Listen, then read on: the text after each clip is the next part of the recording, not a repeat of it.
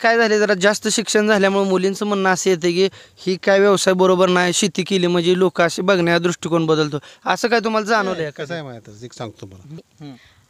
त्यामुळे आणि कष्ट केलं तर प्रत्येक व्यवसायात कष्टही आहेच. तुम्ही नोकरी करा किंवा शेती करा, कोणताही व्यवसाय करा, प्रामाणिकपणे कष्ट केलं तर यश हे मिळतच असते. पुरुष काहीतरी व्यवसाय करायचा. मग आम्ही हा गायीचा व्यवसाय निवडला. नवीन दूध उत्पादक असाल, जर्सी पालक असाल, गोठा जर करायचा असाल तर तुम्ही आपला व्हिडिओ नक्की बघा आणि आपल्या चॅनल. नमस्कार शेतकरी मित्रांनो, आज आपण एका आगळ्या वेगळ्या मुक्त गोठ्यामध्ये आलेलो आहे.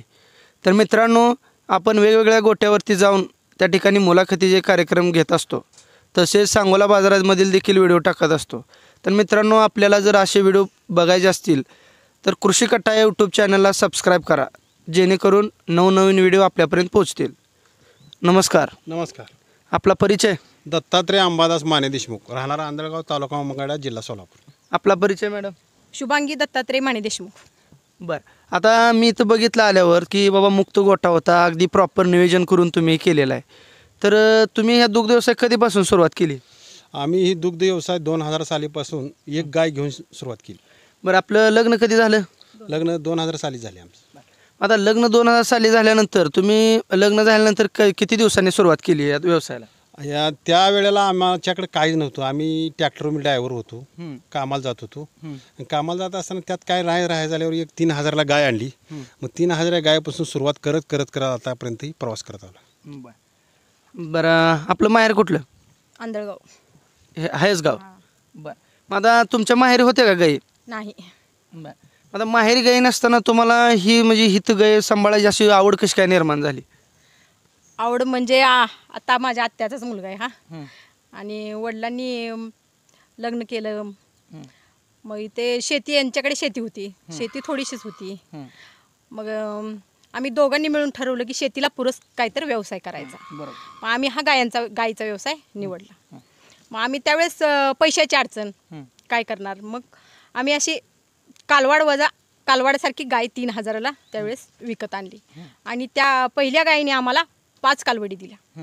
मग त्या 5 कालवडी सुद्धा आम्ही सांभाळल्या आणि आणखी 2 गाय विकत आणल्या. मग असे 7 आमच्या 7 जास्त झाले तर आम्ही विकून टाकायचे, 7पेक्षा जास्त नाही.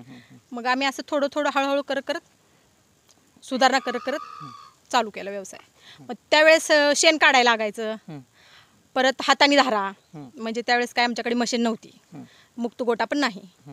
मग त्यावेळेस पाऊस आला की आमचे लहान छोटी बाळं असल्यामुळं भरपूर अडचणी यायच्या. मग आम्ही परत थोड्या नप्यातनं पत्र्याचं शेड बांधला. पण नंतर तरी पण शेण काढायचाही प्रॉब्लेम राहायचा. सकाळी मग दोघांची भांडणं शेण काढण्यासाठी. शेण काढायचं. मग त्यात आम्ही पुन्हा मुक्त गोट्याचं नियोजन करायचं असं ठरवलं. मग आम्ही एकदम स्वस्तमध्ये मुक्त गोटा करायचा ठरवला आणि आम्ही केला मुक्त गोटा. मग त्याच्यामध्ये अशी 7-8-10 वर्ष निघून गेली मुक्त गोटा करेपर्यंत सुद्धा. मग आम्ही हळूहळू आम्हाला ह्या व्यवसायात आवड निर्माण झाली. आवड निर्माण झाल्यानंतर आम्ही मग कालवाडीपासून गाय विकत, काय आम्ही जास्त 2 गायीच्या वर, आम्ही ती पहिली 1 आणि नंतर 2. मग आम्ही कालवाडाच्या गाया, कालवाड झालं की गायीच करायची, अजिबात विकायचं नाही. मग आता आमच्याकडे 18 गायी आहेत, 10 कालवडी आहेत. मग आता तुम्ही वर्षाला साधारणपणे किती गाय विकता? आम्ही 3 ते 4 गायी विकतो. मग आता बरेच आता दुधाचा दर कमी झालेला आहे, तर दुधाचा दर कमी झाल्यामुळे तुम्हाला काय म्हणजे अशी अडचण वाटते का बाबा ह्या धंद्यात आता परवडणं नाही, ही बंद करावं असं काय वाटतंय काय? दुधाचा दर कमी झाला पण आम्ही अजिबात बाहेरचा रोजगारी म्हणून लावत नाही. मग त्यामुळे आता रोजगारी लावला तर 500, गडी लावला तर 500 तर महिन्याचं 15,000 जातात. मग ते आमचे स्वतःच राहतात ना. आम्ही दिवसातून म्हणजे आम्ही दोघंच, ही पूर्ण व्यवसाय आम्ही दोघंच करतोय. आता बऱ्याच लोकांचं असं म्हणणं आहे की जर्सी गाय केल्यानंतर म्हणजे भरपूर कष्ट असते त्यांना, म्हणजे पाण्याचं नियोजन, चाऱ्याचं नियोजन, शेण काढणं, धारा काढणं, त्यांना म्हणजे बऱ्याच गोष्टीकडे लक्ष ठेवणं, आजारपण, बऱ्याच गोष्टी आहेत की जे असं लक्ष द्यावं लागतं. मग ह्या सगळ्या गोष्टी करत असताना तुम्हाला काय अडचण वाटते बाबा, म्हणजे असं काय वाटतंय? अडचणी म्हणजे या जर्सीमध्ये आजारपणाचं प्रमाण जास्त आहे. मग त्यामुळं दिवसभर कंटिन्यू प्रत्येक गाय कोणती खाल्ली नाही, कोणती आजारी पडले, आम्ही असं शेड करतोय, असं गाय करतोय, असं आमच्या गोट्यामधून एक सुद्धा गाय दगावली नाही. म्हणजे जरी आजारी पडले तरी तुम्ही वेळीच त्याच्यावर उपचार करून वेळीच उपचार उपचार करून करायची काय गरज नाही. नियोजन पद्धतीने जर केलं तरी उपचार करायचे नाही, डॉक्टर यायचं काय कारण नाही. व्यवस्थितरित्या त्याला पार पाडायचं. मग आता हा मुक्त गोठा काय किती बाय किती आहे, काय साईज आहे? ही 40 बाय 40चं 2 मुक्त गोठा आहेत. बरं, मग आता ह्यात अजून किती गायी बसू शकते? अजून गाय ह्यात 5-5 बसू शकतात. ह्यात तुमचा दिनक्रम कसा असतो दिवसभराचा? म्हणजे साधारणपणे सकाळी उठल्यापासून ते संध्याकाळी झोपेपर्यंत ह्या गायांसाठी तुम्ही काय काय करताय सांगा. आम्ही म्हणजे 5ला उठतो आम्ही. मग प्रथम सगळ्या घरांना चारा टाकतो. मग एक जण आतील पाण्याचं नियोजन करतो. एक जण बरडा मॅस काय असेल ते एक जणाकडे नियोजन असते. एक जणाकडे पाण्याचं नियोजन, एक जणाकडे वैरण टाकल्यानंतर मॅस टाकतो. नंतर मिशनी लावायच्या धारा तिथून. म्हणजे आम्हाला सगळं नियोजन होईपर्यंत 9 वाजते साधारणपणे. 8:30 ते 9 सकाळी 5 वाजल्यापासून 9 वाजेपर्यंत पूर्ण काम. सगळं गाया दूध पाणी पिऊन सगळं ओके होते. हां, मग 9 वाजल्यापासून पुढचा काळ आहे, ह्याचं नियोजन पुढं कसं असतं? पुढं मग 9 वाजल्यापासून मी घरात जाते स्वयंपाक वगैरे. मग याने बाहेरची वैरण घेतली तर हे आणायला जातात वैरण. मग आणले तर 10-11 वाजेपर्यंत वैरण घेऊन येतात. मग 11 वाजता माझं होते. मग जेवण वगैरे करतो, 1 तासभर रेस्ट घेतोय. मग परत नंतर शेतीतली वैरण वगैरे शेतीतली काही कामं असली तर 12 ते 3 ते वाजेपर्यंत शेतीतली कामे करायची. 3 वाजल्यापासून कटर करणे, पुन्हा गायांना चारा, ते रोटेशन प्रमाणे चालू राहते. संध्याकाळचे नियोजन तसंच सेम. 8:30 वाजेपर्यंत. बऱ्याच आता नवीन मुलींचं असं म्हणणं येतं की शेतकरी नवरा नको आम्हाला आणि त्या ठिकाणी सगळ्यांना सर्व्हिसदार पाहिजे. तर तुमचं म्हणणं अशा मुलींसाठी काय तुम्हाला वाटतं बाबा, काय त्यांना सल्ला द्यावा वाटतं? म्हणजे आता नोकरी केली तरी कुणाच्या तर साहेबाच्या हाताखाली कुठं तर आपलं घर एकीकडं असते, परत नोकरीसाठी दुसरीकडे जावं लागते, गाडी किंवा एसटीने काय असेल ती. परंतु या व्यवसायात स्वतः आपल्या घराजवळ आणि आपण व्यवस्थित नवरा बायको दोघं मिळून काम करू शकतो एका ठिकाणी. त्यामुळे आणि कष्ट केलं तर प्रत्येक व्यवसायात कष्ट हे आहेच. तुम्ही नोकरी करा किंवा शेती करा, कोणताही व्यवसाय करा, प्रामाणिकपणे कष्ट केलं तर यश हे मिळतच असते. आणि प्रत्येक पुरुषाच्या मागे एका स्त्रीचाच हात असतो. दोघांनी मिळून जर हा कोणताही व्यवसाय निवडला आणि त्याच्यामध्ये कष्ट केलं तर यशस्वी व्हायला यात काही वाद नाही.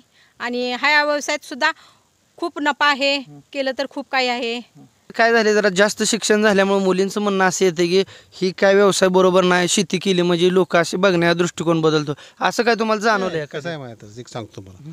तसं त्यांच्या आईनेच मुलीची तयारी तशी केली. हां, बरोबर.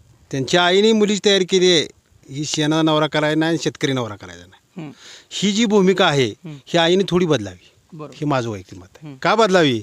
आज तुम्हाला सांगतो 12,000 तिच्या जावायला पगार, मुलीला एक 10,000, 25,000 ती पुणे या सिटीमध्ये काहीच करू शकत नाही. बरोबर. मग आज जर ती मी शेतकऱ्याला दिला मुलीला आणि तिनं जर तिच्या नवऱ्याला जर सहकार्य केलं, तो काही करू शकतो, काही करू शकतो. हा माझा वैयक्तिक मत आहे. तो जमीन घेऊ शकतो, कार गाडी घेऊ शकतो, बुलेट गाडी घेऊ शकतो, सगळं काय करू शकतो. फक्त तिच्या मनाची तयारी तिथून झालेली असते, तिच्या आईपासून. ही आईने शिक्षण देताना तुला बाबा तुझ्या भाग्य नाही, कुठे जरी केलं तर काम केल्याशिवाय काय नाही. हा शिक्षण दिल्यानंतर मुली बऱ्याचशा शेतकरी नवऱ्याला नवरा करून घेतील, असं माझं वैयक्तिक मत आहे. बरं, मग तुम्हाला शेती किती आहे आता? शेती पहिली मला 2 एकर होती. नंतर आम्ही दोघी नवरा बायकोन मिळून 8 एकर जमीन घेतली गायींवर. एक बुलेट गाडी घेतली. आणि प्रत्येक माणसाला कोण शिक्षणासाठी आला तरी आम्ही दोघं मदत करतो. हां, शिक्षणासाठी. हां. तर मग असं म्हणणं काय वावगं ठरणार नाही की बाबा शेती करणं किंवा दुग्ध व्यवसाय करणं हे काय वाईट नाही बाबा, ही जर केलं तर अधोगतीच्या मार्गावर जाते, असं बी काय नाही. अहो, तुमचं भांडवल जागेला आहे ना. आज तुम्हाला दुधाला दर नसला तर आज तुम्हाला ही आता माझं एक बारकुळ कालवाड आहे. तुम्ही तनं जर दूध पाक पिलं आणि आमची हजेरी जर निघाली, ते आता आजचा दर उद्या राहत नाही. आज 50 लाख जात असली तर उद्या 6 महिन्यात 3 लाखाला जाते. लाख तुमचं तयार झाले की, आणि तुम्हाला पुणे ठिकाणी लाख मिळवायला 2 वर्ष लागते ती. बरोबर. ह्याचा विचार काय केलाय का? फक्त काय जावाय कटमध्ये आला म्हणून काय सगळ्या गोष्टी होत नाही त्या. हां, बरोबर. कष्टाला पर्याय नाही, कष्टाला पर्याय नाही. आज आम्ही 2 मुली शिकवतोय. हां, या दुग्ध व्यवसायावर सगळा खर्च आहे. दुसरा काय इन्कम सोर्स? इन्कम नाही, काय नाही. मी लहान असताना माझा भाऊ मी तयार केलाय. आज तो बालरोग तज्ञ डॉक्टर. हा, ती माझ्याकडे काय बघत नाही, इशी सोडून देतात. क्लिअर बघत नाही माझ्याकडे. तर त्याची बायको लेकरं ती बघते, पण ती सुखी आहे म्हणल्यावर मी सुखी आहे. पण आपल्या हातून त्याला दिले. हा, या दुग्ध व्यवसायात जोर तुम्ही एक डॉक्टर आणि आता सध्या 2 मुली शिकवताय म्हणा. हा, मेहण्याला सुद्धा दिले मी. हो, आम्ही या नवराबाकडून एवढे कष्ट केले आणि या गुरात आम्हाला भरपेट काय मिळाले. ह्यात काय नाही आता काय आई मुलीसांना म्हणतात ते शेतकरी नवरा करायचा नाही. ही जी आहे चूक बात आहे. तुम्ही शेतकरी नाव शेतकरी बंद पाडायचं म्हणजे भूमिका काय झाली आहे, आम्हाला जावाय कटमध्ये पाहिजे. पण कटमध्ये थोडे दिवस आहे तुम्हाला ती, बरोबर आहे. नंतर नाही. हां, तुम्हाला पुन्हा पदरच द्यावा लागेल त्याला बरोबर जगवण्यासाठी. बरोबर. हां, मग त्याची आपल्याला मनाची तयारी त्या मुलीची. आज मुली जरी 12वी झाली समजा, तिला काय जरी मार्क तिकडे नसेल तर तिला द्यायला काय हरकत नाही. बरोबर. त्यांनी हरकत नाही. तो मुलगा चांगला असतोय, बिगरी व्यसनी असतोय, त्याची कष्ट करण्याची पहिल्यापासून तयारी असते आणि ती कष्ट करत जातोय. आणि त्यामुळे मुलींनी थोडं थोडं जरी केलं तरी ती समाधान असतं. का तर त्याला बायको ती मिळाली असते. तोच समाधानी काय असतं, बायको मी दिलेली असते. आता जरा समाजात काय झाले, मुलीचं प्रमाण कमी झाले, त्यामुळे बायको मिळाली ती ती काहीच तिला काम करू देत नाही. कडेला जोपर्यंत ती डबल काम करतोय, तो डबल काम करतो. बरोबर. त्यामुळं काही नाही, तुम्ही बिंदरी द्यायला काय हरकत नाही. पण त्या आईनं ज्या मुलीची तयारी जी केली आहे, हे तिकडे जाऊ नको तू, तिकडे गेलं का तू मिली, इकडे जा. इकडे तुला 5 सार बी सिटी या ठिकाणी पगार नाही. 5 सारात पण हळूच आईच्या कानात म्हणते मला जाताना काय देते काय. बरोबर. पण शेतकरी मुलगी म्हणते आई तुझं काय चाललंय, देऊ आहे मी, असे दिलदार हाताने बोलते. बरोबर. हां, मग असं चाललेलं आहे सध्या. तुम्हाला आता ह्या दुग्ध व्यवसायात तुमच्या पत्नी साथ आहे का? 1 नंबर 7 आहे. जी केले ती तिने केले. पण ती नुसती कडेला जोपर्यंत मी चौपट काम करतो. हा, माझं वैयक्तिक सांगतो. हा, चौपट काम आहे माझं. बघा, तुम्ही एवढं म्हणला तर त्यांच्या अगदी गालावर हसू आलं. हां, मग असं आहे, चौपट काम करतो मी, चौपट. मग असं तुम्ही काय आता काय म्हणते त्या मुली, शेतकऱ्याला मुली जाई नाही असं म्हणजे समाजात आता मी व्हिडिओ बघतोय, असं तयार कोणी केले, आईने केले. तुम्ही करू नका. आज तुमची 12वी सायन्स साईडने किंवा आर्टने घालताय, कॉमर्सने घालताय, कशाला घालताय? 12वी झाली तर चांगला मुलगा बघून द्या, तो प्रगती करेल. तुम्ही ना बघून 5-10 वर्षात तुम्ही सुधरू शकतोय. खरंच शाळेत हुशार ती असेल. कार गाडी घेऊन येतोय. बरोबर. हां, पण तुम्हाला काय झालंय, पहिल्यांदा माझा जावाय कटमध्ये पाहिजे. मग हे कटच्या नादात तुमचं कट पुन्हा होणार आहे, दुसरं काय होणार आहे. बरोबर. शेवटी जीवनात काय घेऊन जायचं नाही. घेऊन जायचं नाही, पण कसं आहे, मनाची तयारी केलेली आहे मग प्रत्येक माणसाने. हां, अहो एखाद्या गायला जर आपण शिकवलं ही बस म्हणणं बसते, तसं मुलीला आईने असं शिकवलं की तुम्ही शेतकरी नवरा करू नका. तुमच्या गोठ्यात काय अशा काय आहेत का बाबा, म्हणजे काय तुम्ही शिकवून केली आणि त्या पद्धतीने? होय, बस म्हणले बसते ते काय. होय, ते आपल्या तयारीनुसार गाय येते ती. हो, ते जास्त मया जनावराला आहे माणसापेक्षा सुद्धा. म्हणजे मुख्य प्राण्याला जे कळते ते आता ज्या आयाला कळ नाही, म्हणा हरकत नाही. आता आसपास कुठं जर नाग किंवा साप निघाला, आधी पहिले गाया उठते त्या. चोर आला तर गाया उठते त्या. मग आपल्याला ती आधीच सांगते त्या मालक आलंय, मग सज्ज राहायचं आपण.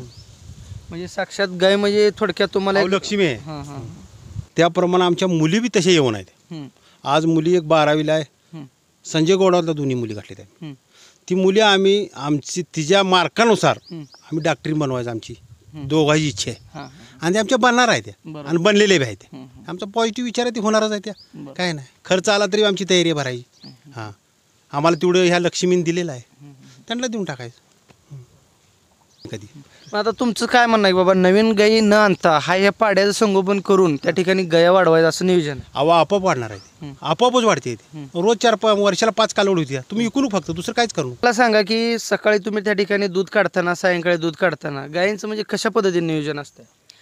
म्हणजे आम्ही गाय गोट्यातून बाहेर घेतो दूध काढण्यासाठी.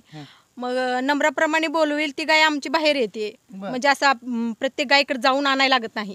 गोट्यात येऊन गाय आणावं लागत नाही. म्हणजे आता 1 नंबर 2 नंबर किंवा काही नावं आहेत, प्रत्येकाची अशी नावं ठेवली आहेत किंवा नंबरावाईज आम्ही जी बोलवेल ती गाय प्रत्येकाच्या नंबराप्रमाणे बाहेर येते. बरं, आता ह्या एवढ्या गायींना प्रेम देऊन तुम्ही त्या ठिकाणी जवळीक निर्माण केली आहे, मग ह्या गायींना ही करायसाठी तुम्ही म्हणजे काय काय अवलंबलं बाबा, कसं केलं? म्हणजे गायींना धुणे, गायींच्या म्हणजे अंगावरून हात फिरवणे, गायींच्या सानिध्यात राहिल्यामुळे ते आपोआप त्यांना माया लागलेली आहे. म्हणजे जसं माणसाला एकमेकांबद्दल प्रेम वाटतं तसं गायींना जिव्हाळा लागलाय त्यांना पण. आणि बोलवलं की आपोआप प्रत्येक गाय बाहेर येते. म्हणजे असं प्रत्येक गायीला धरून असं आणावं लागत नाही दूध काढण्यासाठी. मग ते दूध काढायचं झाल्यावर परत जातात का? परत गेट उघडले की आपोआप लगेच. मित्रांनो, आज आपण आंधळगाव येथील एका पती पत्नीने केलेला मुक्त गोठा पाहण्यासाठी आलो होतो. ह्यांनी अतिशय चांगल्या पद्धतीनं दुधाचं त्या ठिकाणी दुग्ध व्यवसाय केलेला आहे. ह्यामध्ये यांच्या आत्तापर्यंत एकही गाय त्या ठिकाणी दगावलेली नाही. केवळ आणि केवळ व्यवस्थित नियोजन आणि काळजीपूर्वक त्या ठिकाणी लक्ष देऊन गोठा जर केला तर आपल्याला त्या ठिकाणी अडचणी येणार नाहीत. तर मित्रांनो, आपणही जर नवीन दूध उत्पादक असाल, जर्सी पालक असाल, गोठा जर करायचा असाल तर तुम्ही आपला व्हिडिओ नक्की बघा आणि आपल्या चॅनलला सबस्क्राईब करा. धन्यवाद.